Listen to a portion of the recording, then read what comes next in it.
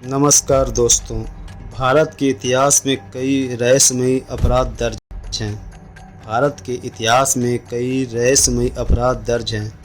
आज हम जिस मामले की बात कर रहे हैं उसे अक्सर भारत का पहला सीरियल किलर कहा जाता है। ध्यान दें, ये वीडियो सिर्फ शिक्षा और जागरूक के लिए है। वो ठग कौन था जो ब्रिटिश शासन से पहले और उसके शुरुआती दौर में ठग नाम का एक संगठित गिरोह सक्रिय था।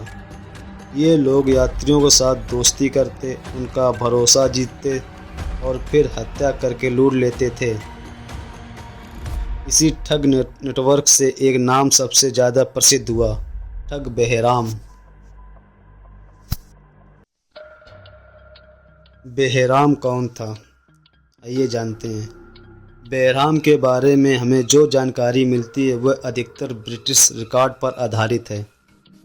सन 1790 से 1840 के बीच ठगों द्वारा दी गई कई घटनाओं से उनका नाम जुड़ा मिलता है।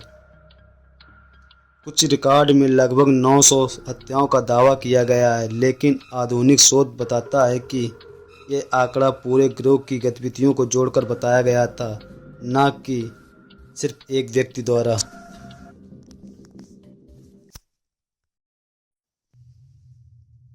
ये लोग किस तरीके से मारते थे? ठग गिरोह का तरीका बहुत योजनाबद्ध था।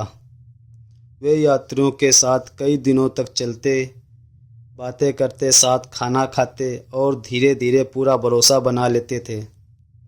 फिर सही समय देखकर वे रुमाल रूपी रेशमी फंदा का उपयोग करके चुपचाप बिना शोर के हत्या कर देते थे। ये तरीका इतना आसान था कि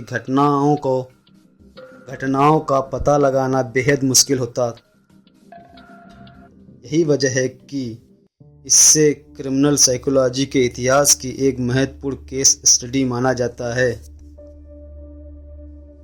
फिर पकड़ और कार्रवाई हुई। सन 1830 के बाद ठगों के खिलाफ एक बड़े अभियान की शुरुआत हुई। इस अभियान का नेतृत्व किया कैप्टन विलियम स्लीमन ने। सैकड़ों ठग पकड़े गए, पूछताछ हुई और कई बार बेहराम का नाम सामने आया, जिससे इस पूरे नेटवर्क की गहराई उजागर हुई। आप और हम क्या सीखे? इस पूरे इतिहास से हमें 3 बातें समझ में आती हैं। पहली, अपराध अक्सर एक पैटर्न में चलता है।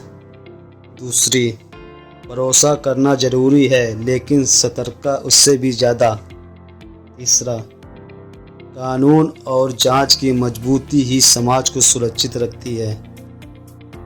ठग बेहराम का अध्याय भले ही एक अंधेरा हिस्सा हो, लेकिन इसे जानकर हम और समझदार बनते हैं।